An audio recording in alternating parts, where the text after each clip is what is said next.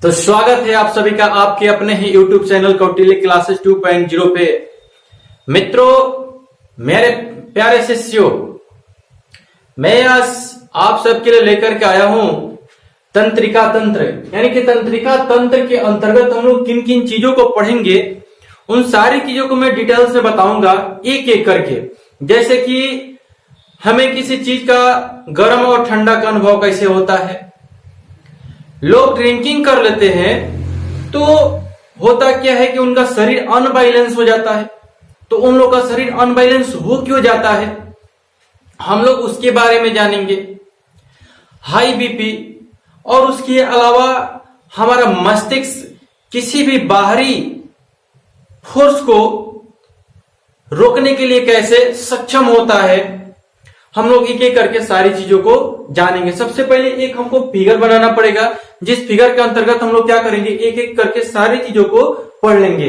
तो चलिए मैं उस फिगर को ड्रॉ करता हूं। तो ये डायग्राम रहा हम लोग के सामने। हम लोग इसी डायग्राम के माध्यम से एक एक करके, जैसे कि देखिए यहां पे मैंने एक मस्तिष्क का चित्र बनाया हुआ है। इस मस्तिष्क में बहुत ऐसे ऐसे पार्ट दिखाई दे रहे हैं जिसके बारे में ना ही तो हम लोग पहले से जानते हैं। तो हम लोग क्या करेंगे, इसको बहुत ही डीप तरीका से इसके इंटरनल यानी कि इंटरनल नॉलेज क्या होता है। जैसे कि मान लीजिए यहां पे मेरुरज्जु है। मेरुरज्जु का तो नाम सुने हैं, लेकिन इसके बारे में पूर्ण रूप से नॉलेज ना होने के चलते हम लोग किसी भी एग्जाम में जाते हैं, अगर ऊपरे ऊपरे क्वेश्चन पूछा तो ठीक है, और नहीं तो इंटरनल क्वेश्चन पूछ लिया तो समस्या हो जाती है। बस मेरुरज्जु का नाम जानते हैं, सेरिबेलम का नाम जानते हैं, मेडुला ऑब्लिंगेटा का नाम जानते हैं। इसमें तो बहुत सारे ऐसी चीजें जिसका नाम भी बहुत सारे लोग नहीं जानते होंगे। तो हम लोग क्या करेंगे, एक एक करके, जैसे कि हम लोग थोड़ा सा इस पे ध्यान देते हैं। ये मस्तिष्क के पार्ट में सबसे पहले इसको देख लेते हैं। ये जिस चीज से जुड़ा हुआ रहता है यहाँ पे ऊपर, इसे हम लोग मेडुला ऑब्लिंगेटा कहते हैं। इसका इंग्लिश भी वही होता है। और मस्तिष्क के पश्च भाग में सबसे पहले ध्यान दीजिए कि मस्तिष्क को दो भागों में बांटा गया है, तीन भागों में बांटा गया है।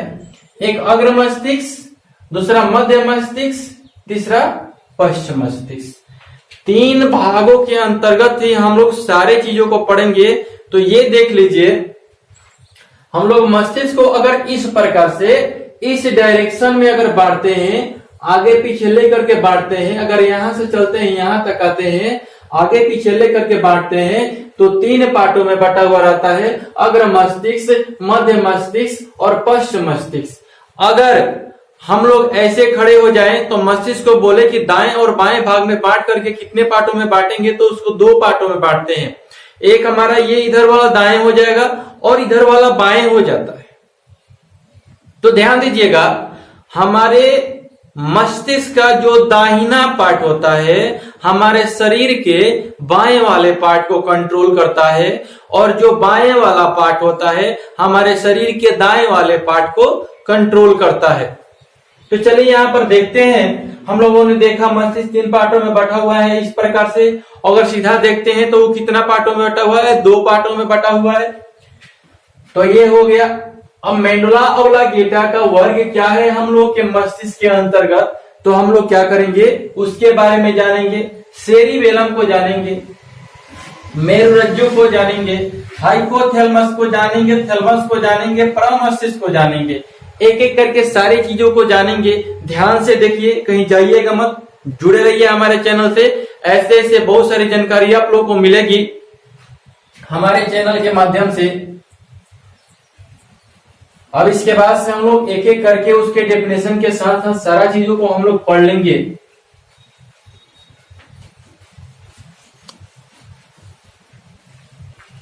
तो चलिए, सबसे पहले हम लोग का जो चैप्टर था उसका नाम था तंत्रिका तंत्र। तो what is nervous system, nervous system क्या होता है, नर्वस सिस्टम में हम लोग पढ़ते क्या है। तो मैंने एक फिगर के माध्यम से सारे चीजों को बताया आप लोगों को, लेकिन बस उसमें नाम का जिक्र किया गया है, उसके बारे में जानकारी नहीं है। तो उसके बारे में जानकारी हम लोग लेंगे एक एक डेफिनेशन के तहत। सबसे पहले देखते हैं तंत्रिका। तंत्रिका तंत्र यानी कि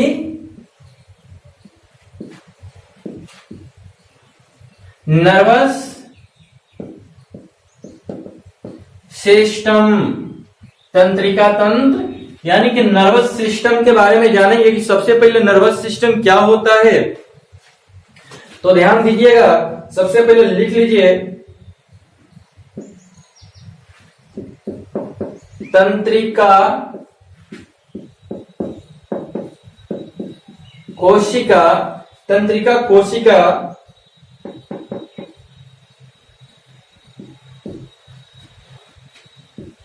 न्यूरॉन से बना एक जाल यानी कि क्या,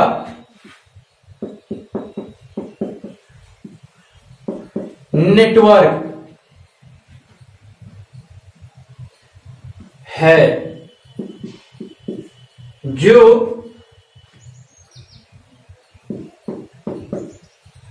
सोचने,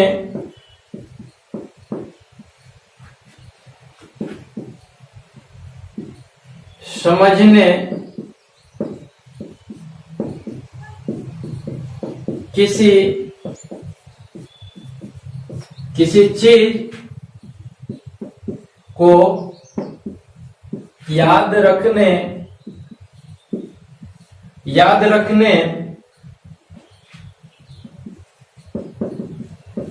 और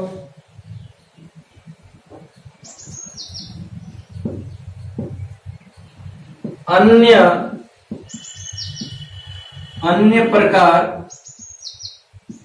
के मैसेज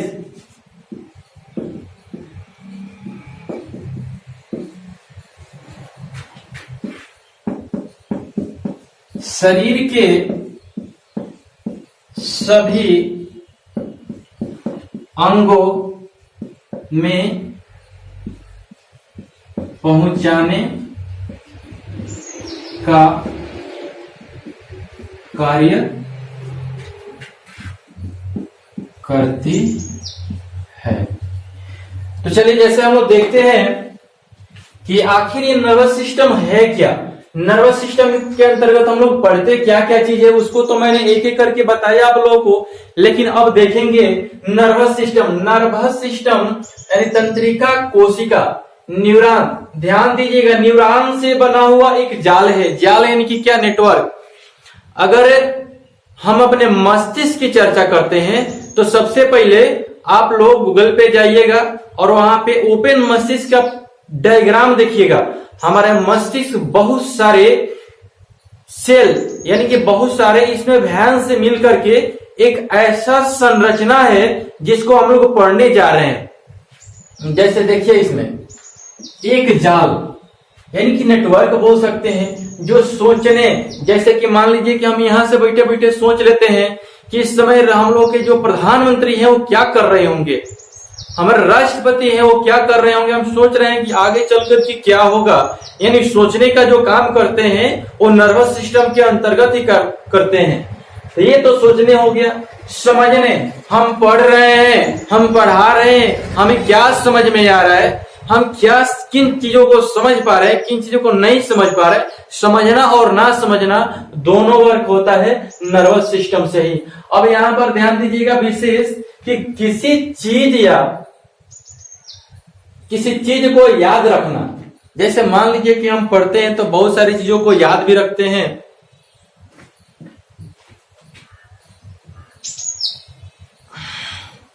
हम लोग पढ़ते हैं तो बहुत सारी चीजों को याद रखते हैं, या नहीं पढ़ते हैं तब भी बहुत ऐसी सारी हमारी स्मृतियां हैं जिसे हम लोग याद रखते हैं।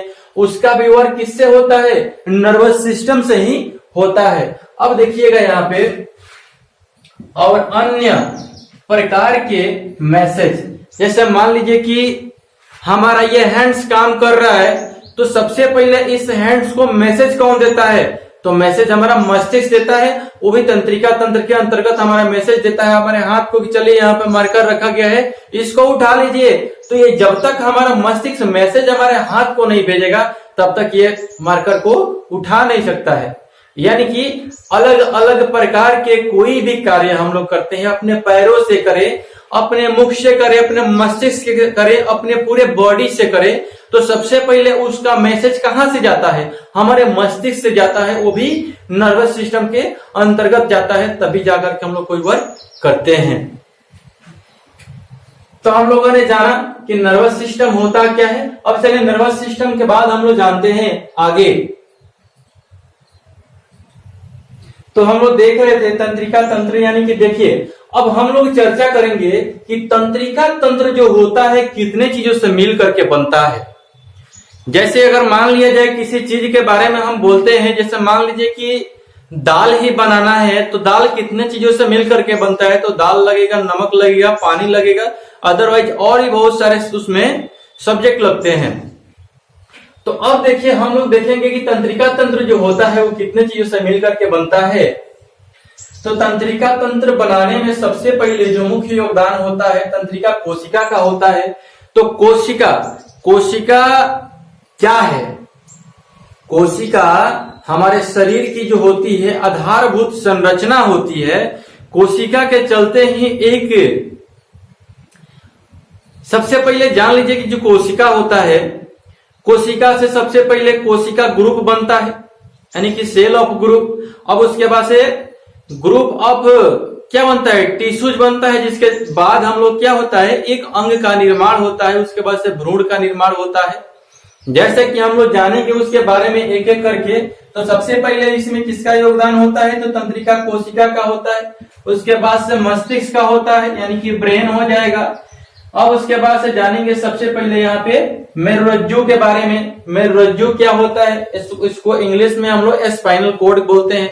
तो यहाँ पे हम लोग सिर्फ यही जान रहे थे कि किन किन चीजों से मिलकर के बनता है, तो उसको ध्यान में रख लीजिएगा कि कौन कौन सा चीज लगता है। ऑब्जेक्टिव में क्वेश्चन को एराइज कर सकता है, पूछ सकता है कि कौन कौन चीजों से मिलकर के बनता है। तो तंत्रिका कोशिका हो जाएगा, मस्तिष्क हो जाएगा और मेरुरज्जु हो जाएगा। अब हम लोग जानेंगे इसके बाद से, चलिए ध्यान देते हैं, इसको मिटा देते हैं, जाइएगा मत कहीं, हमारे वीडियो में अंत तक बने रहिए। सारे तथ्यों को मैं इस प्रकार से बता दूंगा कि आज के बाद कभी आप लोगों को नर्वस सिस्टम पढ़ने की आवश्यकता ही नहीं पड़ेगी।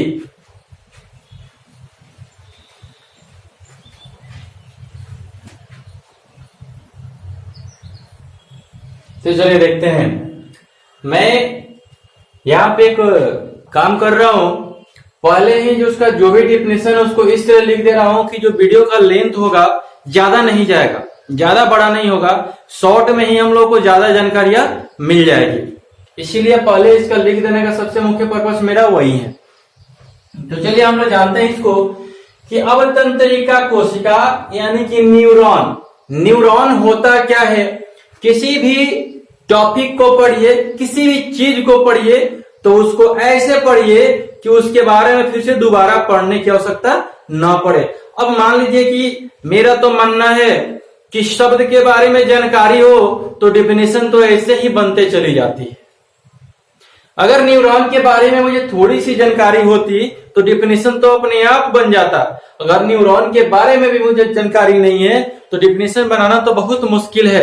जैसे कि मान लीजिए एक मैं आपके सामने एग्जाम्पल रखता हूं कि जैसे मान लीजिए कि शिवालय हो गया।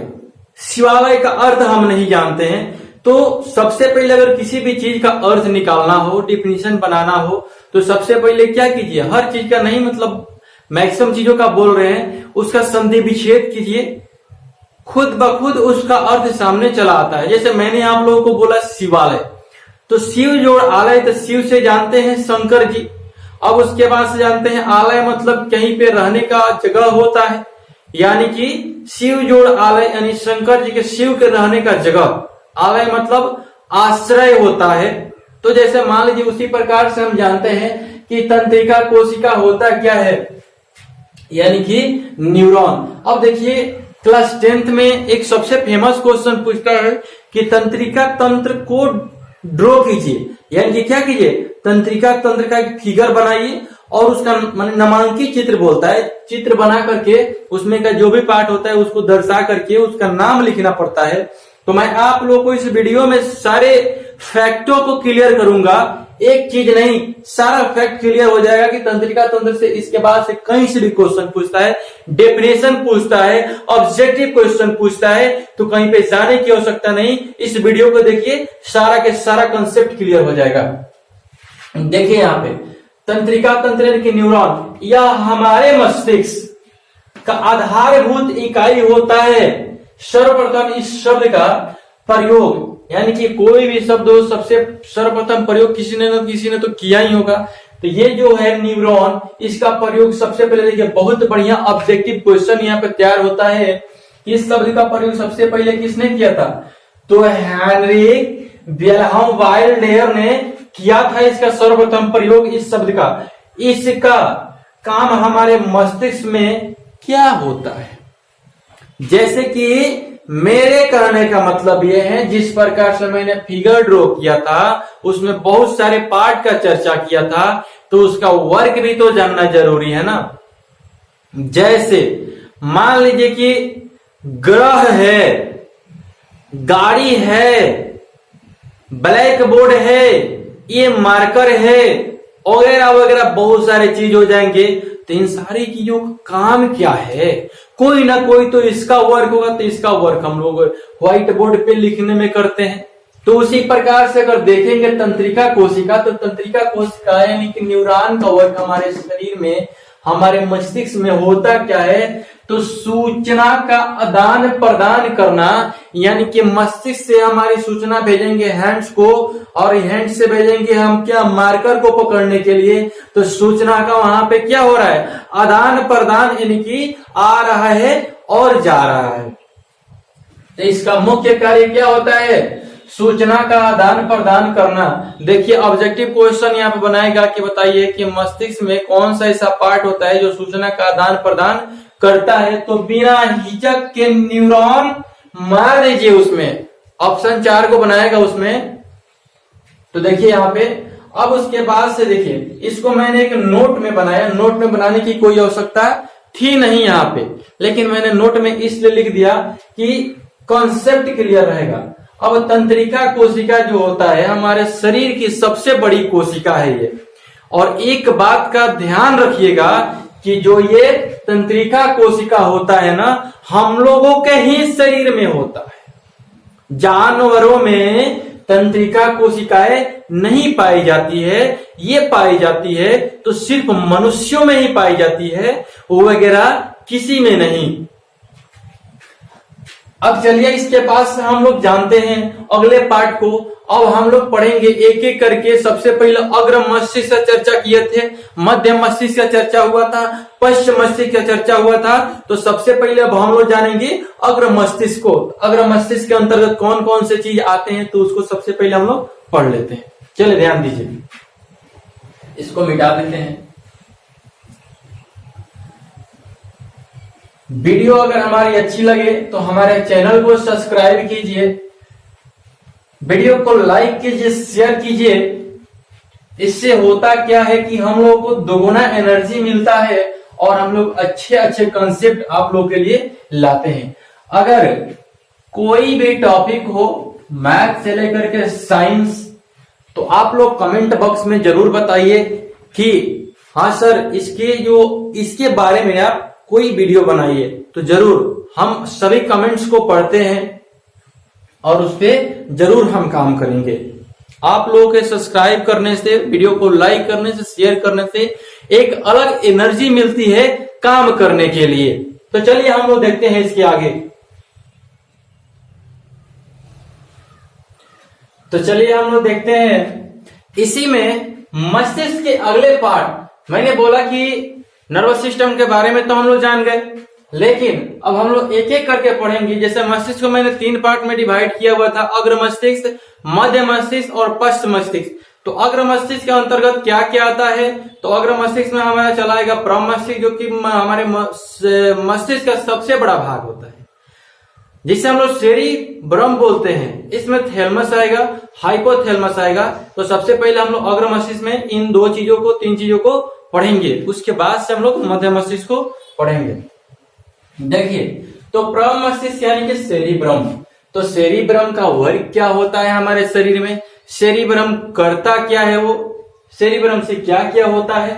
तो ध्यान दीजिएगा, यहाँ पे एक ऑब्जेक्टिव क्वेश्चन बन रहा है कि यह मस्तिष्क का सबसे बड़ा क्या होता है? भाग होता है। तो इसे पूछ सकते हैं कि बताइए मस्तिष्क के सबसे बड़े भाग को हम लोग क्या बोलते हैं? तो वहां पे आप लोग को ऑप्शन देगा परम मस्तिष्क का, आराम से मार कर कहिएगा, नंबर जरूर मिलेगा। तो अब देखिए, सेरिब्रम को ही हम बुद्धि और चतुराई का केंद्रक भी मानते हैं। हम लोग किसी कार्य को बड़ी आसानी से कभी कभी कर लेते हैं, दिमाग लगाते हैं, सोचते हैं, अपनी चतुराई को दिखाते हैं।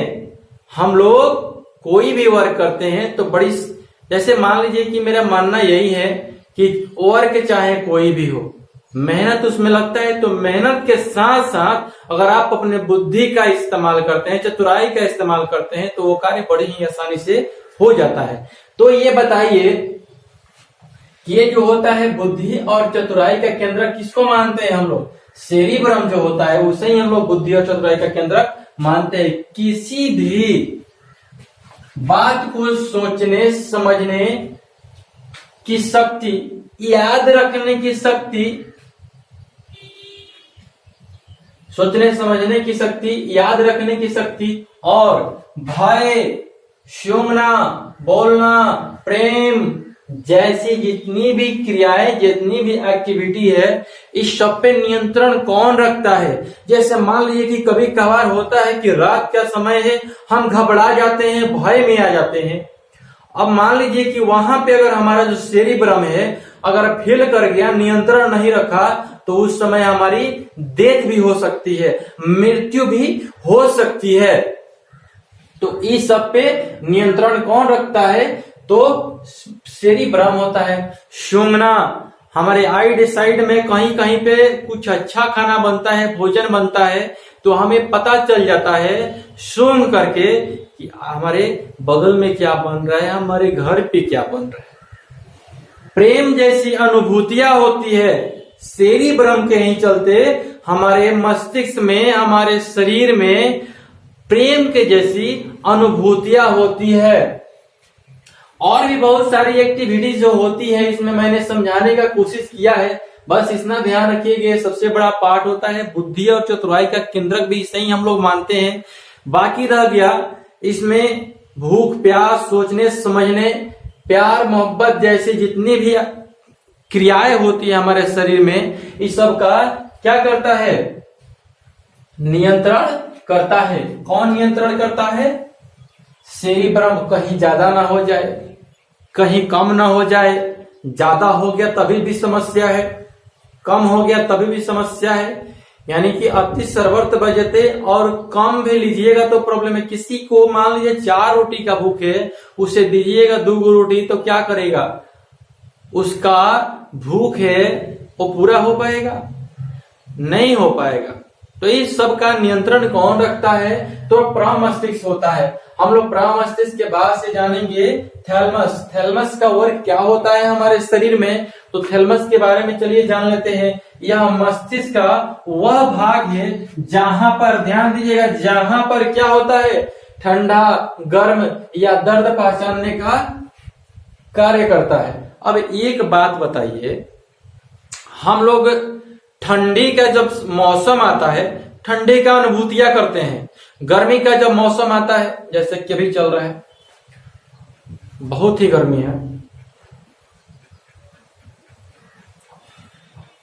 तो जैसे गर्मी हो गई, ठंडी हो गई, और इसमें दे रहा है दर्द। अगर चोट लग जाता है तो अंदर से एक चीख निकलती है, हम लोग कराह उठते हैं। तो ये सारी एक्टिविटीज जो होती है, ये किस चीज के चलते हम लोग पहचान पाते हैं? जैसे गर्मी लग रही है, ठंडी लग रही है, हमें चोट लग गया, अब मान लीजिए जैसे हम इसको मार दिए तो चोट होगी, तो उसकी अनुभूतियां कौन कराता है? तो उसकी अनुभूति हमारे शरीर में थैलेमस कराता है। और आगे देखते हैं हाइपोथैलेमस। हाइपोथैलेमस का वर्क हमारे शरीर में क्या होता है हम लोग जानेंगे इसको। हाइपोथैलेमस यानी यह अंतःस्रावी ग्रंथियों से निकलने वाले हार्मोन पर नियंत्रण रखता है। हमारे शरीर में भूख, प्यास, ताप पर नियंत्रण मस्तिष्क के इसी भाग के द्वारा होता है। समझेंगे हम लोग हाइपोथैलेमस के बारे में। जैसे देखिए यहाँ पे बोला हुआ है कि अंतःस्रावी ग्रंथियों से निकलने वाले हार्मोन पर नियंत्रण रखता है। हमारे शरीर में से कई प्रकार के हार्मोन का श्रावण होता है। अगर उस पे नियंत्रण न हो तो हो सकता है कहीं ज्यादा हो जाए, कहीं कम हो जाए। तो मैंने जैसे अभी समझाया आप लोगों को कि ज्यादा होगा तब भी समस्या होगा, कम होगा तब भी समस्या होगा।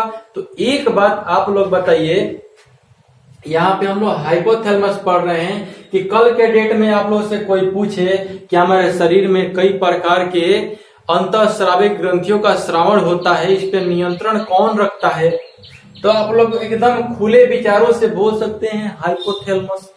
तो हाइपोथैलेमस का काम एक और भी होता है, जो भूख प्यास होता है, ताप होता है शरीर का, इस पर नियंत्रण वही रखता है। जैसे देखिएगा कि जब हम लोग 2 घंटे 4 घंटा 5 घंटा भूखे रह जाते हैं तो शरीर में एक ऐसी अनुभूति होती है जो भोजन लगता है कि भोजन मांग रहा है, लगता है पेट में चूहा कूद रहे हैं।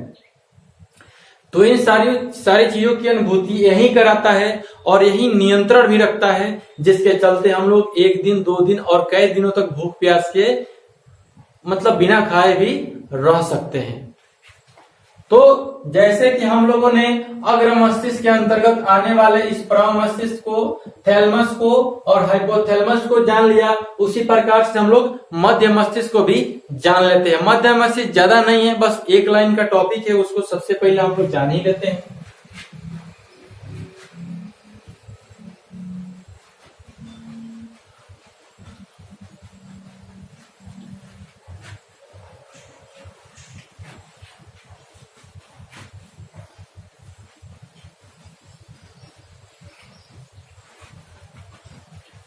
साइंस से जुड़ी हुई जितनी भी टॉपिक है उन सारे टॉपिक को मैं एक एक करके क्लियर करा दूंगा। जैसे कि मैं आप लोगों को बता दूं कि अब कुछ ही दिनों में हमारे चैनल के माध्यम से, वही तो हम लोग मैट्रिक लेवल और कुछ कंपटीशन लेवल के एग्जाम की तैयारी के लिए हम लोग वीडियो अपलोड करते हैं, लेकिन कुछ दिन के बाद यानी कि समथिंग डेज, 1 दिन 2 दिन या 3 दिन के अबाउट 5 डेज में ही आप लोगों को जो 11th और 12th का जितना भी चैप्टर है, चाहे मैथ का हो, साइंस का हो या आर्ट का हो, सारे सब्जेक्ट से आपको एक एक करके क्रमबद्ध प्रक्रिया से सारे चैप्टर आपको डिटेल में मिलेगा और उसका पीडीएफ भी आपको डिस्क्रिप्शन बॉक्स में दे दिया जाएगा, जहां से आप पीडीएफ को निकाल करके अच्छे तरह से, जैसे कि मैं जो चीज इसमें पढ़ाऊंगा पीडीएफ के माध्यम से आप सबको चाहूंगा कि प्रोवाइड करा दो, जिसका कोई भी कष्ट आप सबसे नहीं लिया जाएगा। जाइएगा, बहुत सारे ऐसे चैनल है जहां पे 300 400 500 रुपये लिए जाते हैं एक पीडीएफ के लिए, लेकिन यहाँ पे उसी कोई बात नहीं है, आपको सारी चीज फ्री में मिलेगा। तो चलिए इसके बाद से हम लोग मध्य मस्तिष्क को जान लेते हैं, मध्य भाग को जान लेते हैं।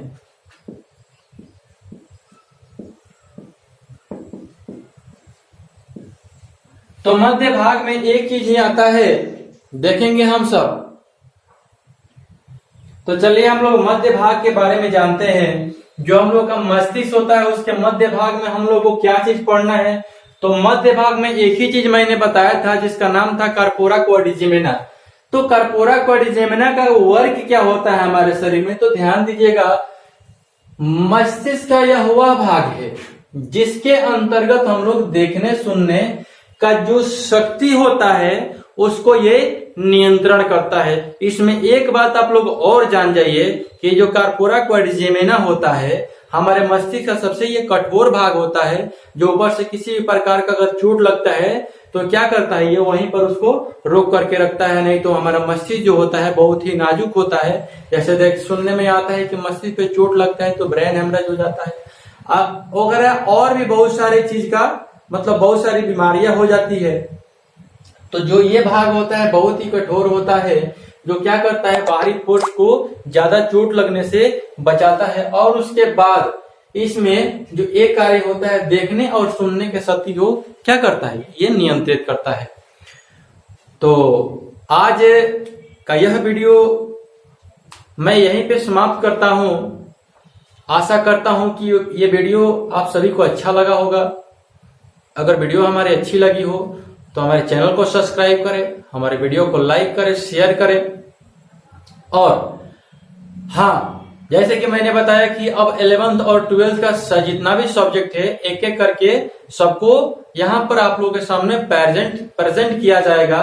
तो आप लोग कहीं पे जाइए मत, हमारे चैनल से जुड़े रहिए। बहुत ही अच्छा मटेरियल और बहुत ही अच्छी कंसेप्ट आप सबको मिलेगी इस चैनल के माध्यम से। तो आज के लिए बस इतना ही। धन्यवाद।